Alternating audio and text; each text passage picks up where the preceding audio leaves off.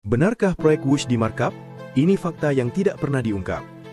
Sebelumnya kita sudah bahas kenapa Indonesia memilih China, bukan Jepang, untuk proyek kereta cepat Wush.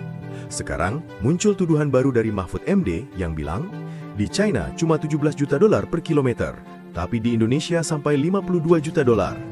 Kedengarannya memang mencurigakan, tapi kalau kamu pahami konteksnya, pernyataan ini dangkal dan menyesatkan. Kita bahas sampai tuntas. Karena kalau cuma banding angka tanpa memahami politik industri dan geografi proyeknya, itu sama saja seperti ngukur laut pakai penggaris sekolah. Data tidak bisa bicara kalau tidak ditempatkan dalam konteks. Dan konteks proyek Wush ini jauh lebih kompleks dari sekedar angka per kilometer. Kenapa di China hanya 17 juta dolar per kilometer? Angka itu biaya domestik di China, bukan harga internasional. China sudah membangun ribuan kilometer rel cepat selama 20 tahun terakhir. Mereka punya semua rantai suplai, baja, semen, kabel, listrik, dan kereta, semua di dalam negeri. Lahan mereka milik negara, perizinan hanya butuh beberapa minggu, dan konstruksi di dataran rata. Jadi 17 juta dolar itu efisiensi hasil kemandirian bangsanya. Ibaratnya, bikin roti di pabrik besar dekat gudang tepung, ya pasti murah.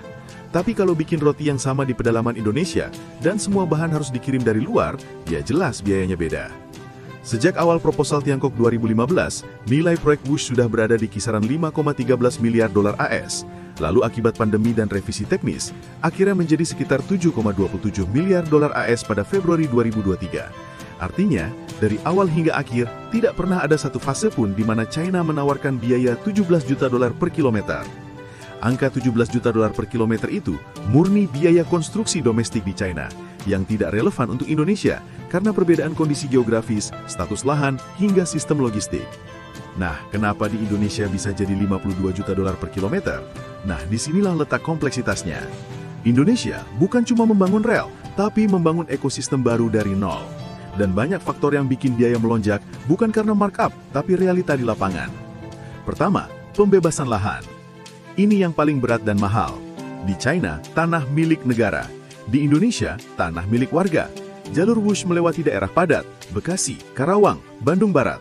Harga tanah melonjak karena spekulasi, proses hukum panjang, dan ganti rugi yang membengkak. Sama kayak kamu mau bangun rumah di tengah kota, pasti jauh lebih mahal daripada di sawah. Kedua, kondisi geologi ekstrim. Di Jawa Barat, jalur Wush melewati daerah pegunungan dan tanah vulkanik aktif. Terowongan 2 misalnya, ditemukan lapisan clay shell ekstrim, harus pakai metode peledakan dan penguatan tanah.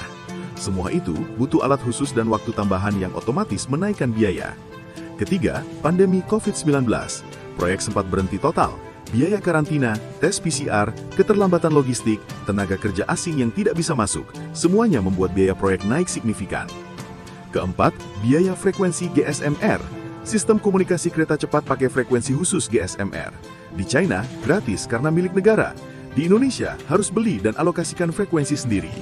Ini biaya tambahan yang tidak ada dalam perencanaan awal. Kelima, variation orders dan infrastruktur pendukung. Harus pasang jaringan listrik baru dari PLN, ubah desain jembatan, relokasi jalur, tambah terowongan. Setiap perubahan desain, biaya naik. Dan itu wajar dalam proyek konstruksi besar pertama di Asia Tenggara.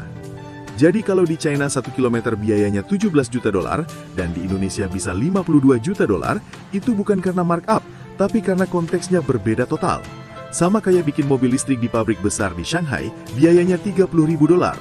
Tapi bikin mobil yang sama di Papua, bisa 120 ribu dolar. Bukan korupsi, tapi karena semua infrastrukturnya belum ada. Jadi sebelum menuduh markup, pelajari dulu konteksnya. Ternyata, Mahfud MD dangkal dan menyesatkan informasi dalam memberikan pernyataan terkait Wush. Kalau mau kritik, kritiklah dengan data, bukan dengan logika sepotong.